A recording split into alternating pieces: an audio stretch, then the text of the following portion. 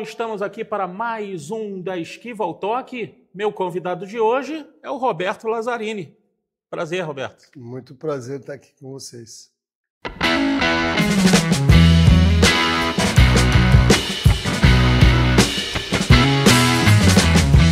Vamos começar então a bater papo com Roberto Lazzarini, um dos maiores esgrimistas de todos os tempos, que virou um grande técnico também e hoje formador também de atletas. Como é que você avalia a tua carreira em si, Roberto? Olha, avaliar a carreira, né? Eu avalio como, não digo perfeita, porque não consegui todos os resultados que eu queria, mas eu acho que dentro da prática como atleta, eu fiz muita coisa e vou te falar que agora eu estou levantando o currículo porque me solicitaram e eu fico até surpreso de ler o tanto de campeonato e tantas conquistas que eu tive. Então, assim, eu fico feliz por ter conseguido e ter tido saúde, e ter tido apoio para poder fazer tudo o que eu fiz e ter passado por vários técnicos que também, várias pessoas, não só técnicos, que me ensinaram muita coisa. Então, assim, eu digo que, para mim, ela é perfeita, porque eu aprendi muito em todos os sentidos, não só no esporte. Quantas páginas do teu currículo hoje? Então, tem bastante. Uma enciclopédia. Desde 1976. Né? Tá certo. E qual foi o ponto mais legal dele? O ponto mais legal? Não tem o ponto mais legal. Tem vários pontos muito legais. Eu acho que Olimpíada é um ponto legal, né?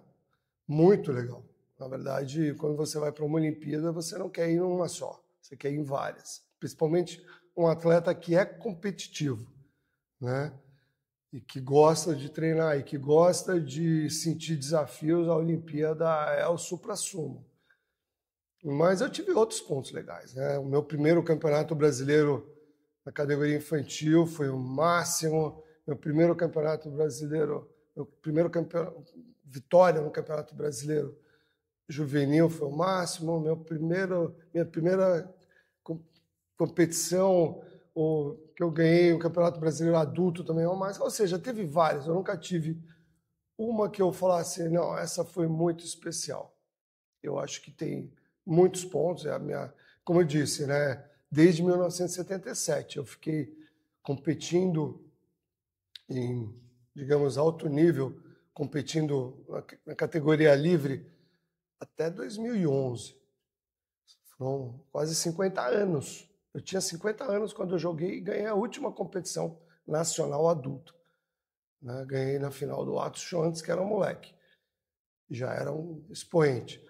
Então, assim, teve vários pontos. Esse dia, na verdade, quando eu ganhei essa competição em Brasília, foi na semana que eu estava completando 50 anos. Teve uma sensação especial de superação, de vitória. Então, assim, falar que teve um momento só, como atleta, eu digo que não dá para escolher. Quando bateu 50 anos, teve aquele momento, bateu 50, vamos virar a chave, vamos mudar? Ou você acha que ainda tinha mais gás para ir adiante? Na verdade, assim, o gás mental eu tenho até hoje, né? É claro que o físico você não tem como consertar isso, né? Então, eu mantenho, né? Eu digo que eu até mantenho meu porte físico, mas é óbvio que para competir com pessoas hoje de 20 anos, tendo 62, é bem difícil. Mas eu vou dizer que eu estou meio que me desafiando para isso acontecer em breve, de voltar a jogar provas nacionais. Vai jogar? É. Será que pega? Medalhinha? Acho que sim. Não. Não? Nem pretendo. Na verdade, isso sempre... Claro que vai dar vontade, mas hoje em dia eu não tenho esse objetivo mais de ganhar medalha. Não, e sim ter essa adrenalina. É óbvio que por mais que você saiba que você não vai chegar lá em cima, você está na adrenalina da competição. Isso eu sinto falta, eu aprendo muito com isso. Mas internamente ali, ganhar do velho, perder do velho, o velho vai ficar feliz. Ah, então. Se eu ganhar, eu vou ficar feliz. Vou ficar triste de perder porque as pessoas vão falar, ganhei do Lazzarini. Né? Só que ganhou do Lazzarini agora, né? Agora é... O atual Lazzarini, né? Então, assim, mas tudo bem, não tem problema. Eu sou competitivo, mas nem tanto. Olimpíada, tem alguma história legal? Olimpíada? É. Olimpíada é história legal. A Olimpíada é uma história legal, né? Na minha época, a Olimpíada você ficava na Vila Olímpica, né? Durante 15, 20 dias. Você chegava com a delegação e ia embora com a delegação. Então era maravilhoso, aquela vila maravilhosa. Você tinha várias histórias. Então, desde você encontrar seus ídolos, você encontrar ícones do esporte, que antigamente não tinha internet, né? Antigamente era jornal, revista, televisão.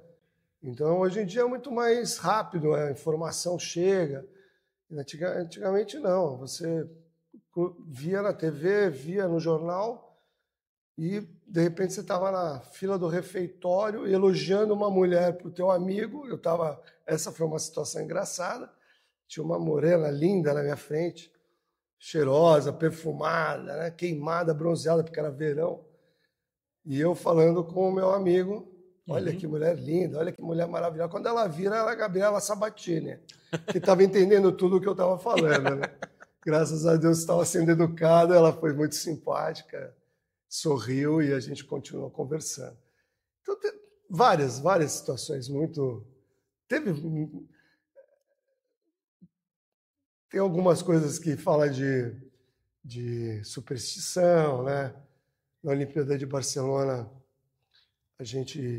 eu sempre fui muito supersticioso com relação à minha rotina. Então, isso me marcou porque serviu muito para mim e eu falo muito hoje isso para os meus atletas. Eu tento transmitir algumas experiências que eu tive como atleta e que me serviram, né? Na primeira Olimpíada, eu cheguei como primeira Olimpíada, então eu estava muito esfuziante, né? Maravilhado. Na segunda Olimpíada, eu fui mais treinado, fui mais focado. Eu treinei muito tempo na França e fiz um treinamento mental muito forte, porque eu sabia que todos esses gatilhos de adrenalina, de impacto visual, atrapalha muito o desempenho do atleta. Se você não se preparar, não tem jeito. Então, na Olimpíada de Barcelona, além das minhas superstições, eu tive uma rotina que foi muito legal. Então, eu saía do quarto só para ir para o refeitório, voltava, ou ia para o treinamento. E na hora que eu ia para o treinamento, no primeiro dia que a gente foi para o treinamento, pegava o ônibus, passava no meio de Barcelona. E Barcelona lotada de gente. E quando você olha aquilo pela janela, você dá uma, né? Distraída, né? Você fala, tanta gente bonita, tanta gente olhando para você. Então eu falei, não, agora chega. Fechava as cortininhas, botava meu fone de ouvido e eu entrava no ônibus e saía do ônibus dentro do local do treino, ia treinar, voltava, entrava no ônibus, fechava a cortina, tipo um animal que estava indo para o treino, para não ter nenhum tipo de distração. Foi assim até o dia da competição. Não era no primeiro dia? Que não era no primeiro dia. Por exemplo, deve ter levado uns 7 dias aí, 7, 8 dias. Certo. Eu fui na inauguração, na abertura, obviamente, porque isso também faz parte para você ganhar... Tô na Olimpíada. Tô na Olimpíada, exatamente. E é isso. Aí quando eu joguei, aí eu entrei no esquema curtir a Olimpíada, né? E um dos momentos mais engraçados foi que eu estava jantando com o Rogério Sampaio no dia que ele ganhou a medalha de ouro olímpica. Tava eu, ele, mais 2 da equipe brasileira, o Biscuit. E aí chegou o pessoal da época, né? Os vigiam o Kobe na época, tirando uns, né? Brincando com a gente. Aí, estão jantando, né? E a gente falou, ele ganhou medalha olímpica. Imagina, ganhou medalha olímpica. Eles nem sabiam que ele tinha ganhado medalha olímpica. Então, a gente, daquela noite, foi muito engraçada, teve essas passagens. Então, assim, como as coisas mudam, né? Hoje você ganha uma medalha olímpica, o mundo fica sabendo. Na época, eu fiquei em 20º lugar na Olimpíada, e por conta do Rogério Sampaio ter ganho o 1º lugar naquele dia, ninguém falou nada da minha colocação.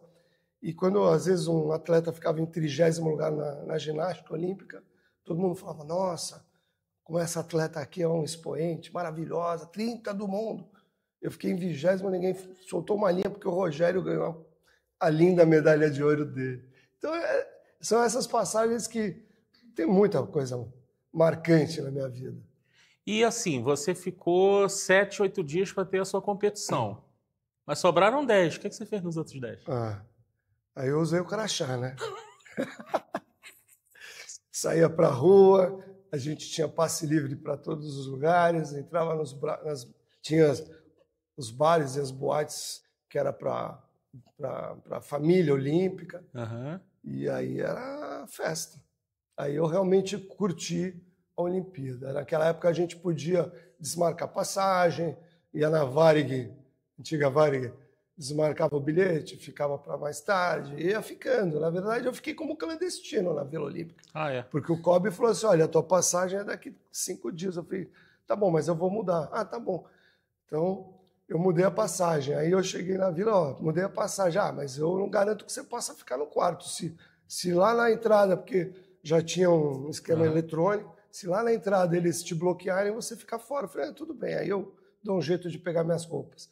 E fui ficando, fui até o final, fui para encerramento com a equipe brasileira, tudo sempre equipe brasileira. E foi assim, realmente eu aproveitei, porque eu fiquei treinando, eu merecia, eu treinei muito focado, eu morei na França durante esse período para treinar lá com o Daniel Levavasseur. Minha irmã, que praticava esgrima também, morava em Paris, então teve essa facilidade e eu treinei muito. Então eu merecia isso. Era a hora das férias. Exato. E assim, tinha alguém que dava um migué e falava, não, ganhei um AME, foi campeão olímpico. Nessa época não tinha muito como conferir, né? Pessoal... Na verdade tem até hoje, né? Tem, né? Tem gente que fala, fui campeão brasileiro. Não, na verdade ele ganhou um campeonato nacional. O campeonato brasileiro é um só por ano. Exatamente. Isso existe até hoje, né? Aqui, inclusive. Aqui, inclusive. Vem cá, como é que era a ida do... Eu sei que era uma coisa, por exemplo, o Kobe era infinitamente menor do que é hoje. Era uma coisa pequena, era uma sala. Né? Hoje é uma estrutura que é montada, o governo apoia. Na época não tinha apoio governamental, não tinha nada disso. Como é que era essa dificuldade, por exemplo, que os atletas tinham? E aí eu emendo numa outra pergunta. Essa dificuldade ajudava a forjar o atleta também, em algum momento? Com certeza. Na verdade, a minha geração não tinha dinheiro para nada, né? A Kobe não pagava nada, a confederação não tinha dinheiro, então era puramente pai, alguma coisa do clube para viagens internacionais, né? Então eu lembro que eu viajei para a Europa com 700 euros, 700 dólares, não era nem euro, imagina, eu não tinha. 700 dólares.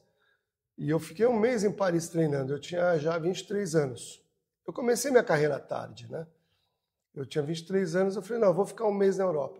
Para ficar um mês na Europa, eu tinha que comprar passagem, tinha que comprar um monte de coisa, e na época você só podia comprar $2.000 no câmbio paralelo, na época, no câmbio oficial. E tinha um câmbio paralelo que era quase o dobro.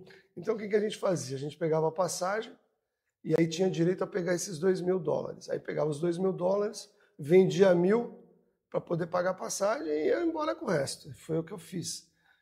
E eu fiquei um mês treinando e ainda voltei com um troquinho no bolso. Então, assim, perrengue não faltou na minha vida. Então, eu dormi em lugares ruins, alojamento ruim, dormi em rodoviária, em ferroviária, em aeroporto, mas não foram poucas vezes. E morrendo de frio, com um saco de armas, que na época não tinha rodinha, não existia rodinha em saco de arma, com mala de um lado, saco no outro, e às vezes você não ficava... Assim, teve um episódio em Milão que eu parei para comprar o bilhete da estrada de ferro, nem lembro para onde que eu estava indo. Quando eu olho, o cara levou a minha mala, e quem conhece Milão, na ferroviária de Milão, na estação, tem uma escada gigantesca. Eu larguei o saco d'arma lá, que eu falei, isso aqui ninguém pega, porque era pesado pra caramba. Saí correndo, quando eu olho assim na escada, comecei a gritar, ladro, ladro, ladro. Aí o cara conseguiu e largou, eu desci lá para pegar a mala. Eu falei, pronto, agora só falta ter um outro cara lá pegando o meu saco d'armas. Aí subi correndo aquela escada, quando eu cheguei estava lá o saco d'armas. Então assim, perrengue não faltou. E era sempre um treinamento, você estava sempre tendo que estar alerta. Eu vou dizer que isso forja. Isso forja. A gente dormia em alojamento. O que você pensava quando você entrava na pista, lembrava daquilo? Eu não lembrava disso. Na verdade, eu não lembrava disso. Nunca pensei, eu me ferrei tanto que agora eu mereço ganhar. Não. Eu sempre fui muito competitivo, então assim, eu não pensava nisso. Para mim, esse tipo de perrengue, eu vencia fácil, ou eu conseguia fazer porque eu tinha essa coisa de vai dar tudo certo, sabe? Então, nunca tive essa coisa de dormir mal, então quero ganhar para compensar porque eu mereço. Não, acho que eu jogava, eu ia para compensar. Às vezes eu ia dormir, por exemplo, eu fui presidente da Federação Paulista de Esgrima há muito tempo. Então eu montava a competição, e você sabe como é montar competição. Na época eu só tinha o Inácio, que era o meu escudeiro, era eu e ele montando. Às vezes eu contratava alguém para ajudar, mas ficava até às 3 da manhã montando, na véspera. E eu ia jogar às 8 da manhã. Eu acordava e jogava. E na época não tinha 5 minutos atrasado, não. Tinha que chegar na hora. E ia para ganhar. Então, eu nunca deixei a dificuldade me abater, né? Nem financeira, nem de ambiente, nada. E assim, hoje como é que você vê a evolução, principalmente Comitê Olímpico, Confederação, o que você vê que evoluiu hoje em dia? Hoje, na verdade, a evolução da Confederação é notória, né? A organização toda em vários aspectos. A competição está muito mais organizada, os equipamentos são muito mais adequados, né? Eu vou dizer que teve época que eu jogava esgrima, que eu ia para uma cidade aqui no Brasil que a gente jogava com um buraco na pista, então era complicado. Hoje em dia você não tem mais isso, você tem um padrão, você tem uma coisa... Isso me irritava muito, eu briguei muito, né? As pessoas me conhecem como um atleta que discutia muito, que brigava. E eu, na verdade, eu brigava, e brigava muito, mas brigava muito também pela posição dos atletas perante esses desatinos, essas dificuldades, entendeu? E isso sim eu misturava muito. A parte de querer fazer a coisa ficar melhor, de ver que dava para ficar melhor, e a confederação, às vezes, não conseguia. E aí eu brigava com o dirigente, brigava com a mesa diretora, brigava com o árbitro. E isso realmente me atrapalhou, né? Porque na hora que eu virei político, eu comecei a ser adversário político, isso atrapalhou a minha carreira como atleta.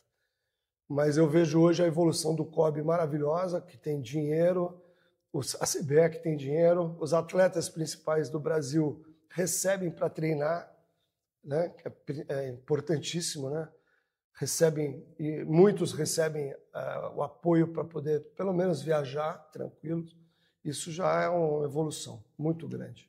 O que você passa para os teus atletas hoje em dia de De tudo que você viveu, o que você passa de exemplo e que você acha que o atleta atual pode é, tentar, pelo menos, entender aquela dificuldade que você passava?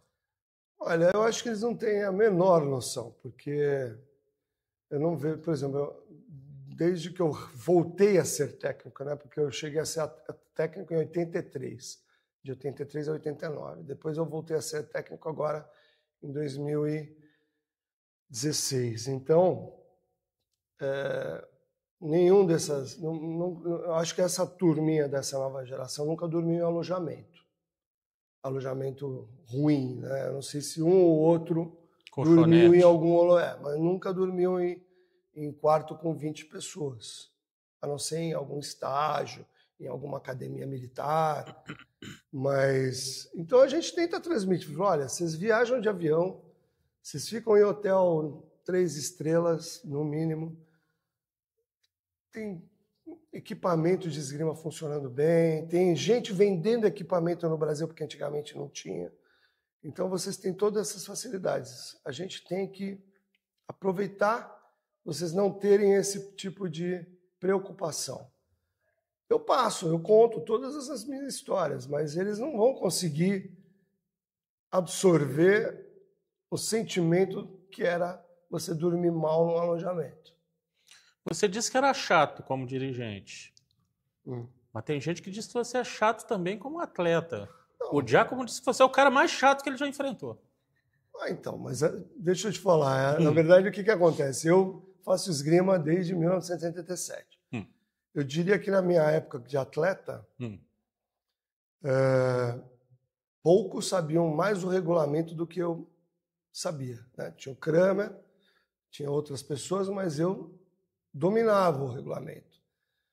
Então eu entrava em pista para competir com a minha habilidade, com a minha vontade de ganhar, mas também com o regulamento. Então eu sabia argumentar, sabia conversar com o árbitro e às vezes discutir com o árbitro. E eu sou chato. Não é? Assim, eu vou dizer, essa característica como atleta, se eu entrasse numa luta gostoso, tranquilinho, felizinho, eu não ia ganhar. Então, isso é uma coisa que eu passo para os meus atletas. Quando você está aqui na pista de esgrima, não tem amigo. Você tem um adversário. Você tem que tratar ele como inimigo. Isso aqui é uma luta. Você não vai machucar ele, mas você tem que trucidar ele. Você tem que passar por cima dele. E era assim que eu entrava em pista. Então eu entrava na pista e falava, dentro de mim eu falava, desculpa, mas eu vou te acabar. E eu era assim guerreiro. Sou até hoje, né? Eu sou guerreiro. Então, se eu não incorporar esse espírito guerreiro, eu não consigo jogar. E isso, eu tive, às vezes, algumas discussões com amigos, né? E um dos meus melhores amigos dentro da esgrima, que é o Teles, eu sempre falei para ele, Teles, ele era do Paulistano ou do Pinheiros. A gente treinava junto, equipe brasileira, ganhamos muitos títulos juntos, brasileiros, internacionais. E eu falei assim, olha, ele ficava magoado às vezes, né, comigo, em pista. Eu falei, Teles, não fica magoado comigo, porque quem está ali é o Lazzarini, atleta guerreiro que quer ganhar. Se você quiser ser meu amigo, é meu amigo do lado de fora. Aqui eu não vou te tratar como amigo, esquece. Não magoa por causa disso. E assim foi com todo mundo. Alguns se magoaram, porque também nunca ganharam de mim, aí fica aquela mágoa eterna, né? Mas sendo um pouco arrogante. Né? Qual foi a coisa mais forte que você falou para alguém na pista? Putz. Falar? Você não falava. Não, nunca xinguei, não lembro de ter xingado. Não. Mas provocou, não? Claro, provoquei. Pô, então fala. Não vou falar. Agora você não joga mais, pô, ué. Você pilhava os teus colegas, você passava trote, você fazia... Não. Era tranquilo? Eu sempre fui muito tranquilo e, assim, talvez eu era muito tímido, né? Então eu dizia que às vezes as pessoas confundiam a minha timidez com arrogância, com... Hoje em dia as pessoas falam, né? Ser cuzão, né? Aquela coisa do cara não conversa. E eu... Estou usando a linguagem dos modernos, né? Que agora eu ando no meio da molecada. Então é isso. Na verdade, eu tinha essa coisa da timidez. Então eu falava pouco. Eu não era comunicativo. Eu aprendi muito. A esgrima me ajudou muito com isso.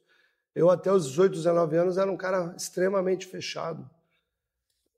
Mas aí eu botava aquela máscara, tinha um demônio lá dentro. Então, é aquela coisa que hoje em dia a Nathalie fala, né? Que a máscara, né? Uhum. Dentro da máscara você pode ter várias personalidades. E é isso mesmo. O nome do programa é Da Esquiva ao Toque. Então é o seguinte, você não pode se esquivar, mas tem que dar o toque. Combinado? Combinado? Melhor atleta que você enfrentou? O Antônio Telles. Por quê? Porque ele me conhecia e ele era muito habilidoso, muito forte, muito rápido. Quem ganhava mais? Eu. E lá de fora? Lá de fora, tem muitos, né? Talvez um que eu tenha enfrentado mais, dos argentinos, talvez, o Turiassi. Ele é bom? Muito bom. Era chato que nem você? Tanto quanto. Quem foi o cara mais chato que você pegou na pista?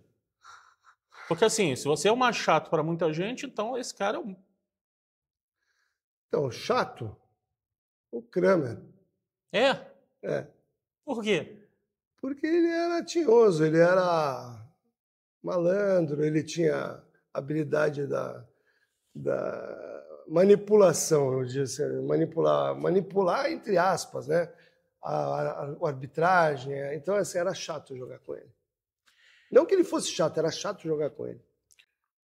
Qual o teu melhor momento na esgrima? Meu melhor momento na esgrima? Quando... Não sei se foi o meu melhor momento. Eu, em 2007, já tinha me retirado e voltei a treinar para ir para os Jogos Pan-Americanos do Rio de Janeiro. Já tinha 46 anos. Infelizmente, eu não consegui ir porque teve um teste físico, um maldito teste físico de 3.000 metros, em 12 minutos, que eu não consegui fazer por conta até da minha idade. Fiz 2.800. Mas naquele ano eu ganhei todas as competições do ano e ganhei o Campeonato Brasileiro. Então eu acho que foi um ano, ao mesmo tempo que não foi muito feliz porque eu não consegui ir para os Jogos Pan-Americanos, que eu queria fechar minha carreira ali, mas eu ganhei todas as provas do ano na espada e então foi um momento muito legal. Um dos, né? Qual é o melhor atleta brasileiro e aquele que mais se parece com o Lazzarini hoje em dia? Quem que você sou suspeito admira? de falar. Quem que eu admiro? É. O Paulo Moraes. Por quê? Porque ele é determinado, porque ele tem qualidade, ele tem ferramenta dentro da esgrima para evoluir mais ainda. Tem 20 anos, já foi campeão várias vezes das categorias por onde ele passou. Agora ele está na equipe principal. Então ele é muito parecido com a trajetória que eu tive, né? Porque eu também ganhei minha primeira competição nacional adulta com 18 anos. Tudo bem que ele com 18 anos já tinha 6 de esgrima, eu com 18 anos tinha 3. Então, mas ele é um cara que eu tenho certeza que vai dar muitas alegrias. Já dá, né? Mas vai dar muitas alegrias e eu sei que porque ele tem essa qualidade, é meu atleta. Qual foi o melhor técnico da tua carreira? Olha, com certeza o Ângelo Pio Bonafina foi o que me formou e o que ficou durante a minha vida, grande parte da minha vida como técnico. Mas eu fui muito ajudado pelo Ion Drimba, por poucas vezes que a gente treinou junto, na questão tática. E o Daniel Levavasseur, né, que na época minha irmã treinava com o Daniel Levavasseur já em Paris, minha irmã morou lá, e muito pouca gente aqui no Brasil conhecia ele. E eu fui treinar com ele, então também aprendi muito com ele na espada. São pessoas que marcaram a minha trajetória como atleta e como técnico também, porque muita coisa que eu passo eu aprendi com eles. O que o Lazzarini ele gostaria de falar no final desse papo aqui para essa garotada toda que está aí assistindo também? Então, na verdade, a esgrima, como qualquer esporte, é uma ferramenta muito legal de transformação, né? Não só de inclusão também, porque eu acho que você praticando esporte, você mantém um nível sociável de participação na sociedade, mantém o teu físico, mantém a tua mente trabalhando, e vou te dizer que você aprende muito na prática do dia a dia, do treinamento e das competições, coisas que você vai levar para o resto da sua vida. Isso eu não tenho dúvida, né? A disciplina do dia a dia do treinamento, a participação na competição com as derrotas e com as vitórias, você aprende muito sem você saber que você vai usar isso lá na frente. Então, não parem, não desistam por pequenos obstáculos. Continuem, porque o resultado ele vem com a constância. Parabéns, Obrigado. Sucesso e muita esgrima pela frente ainda. Obrigado. Da Esquiva ao Toque volta a qualquer momento com mais uma fera da esgrima brasileira. Valeu, pessoal!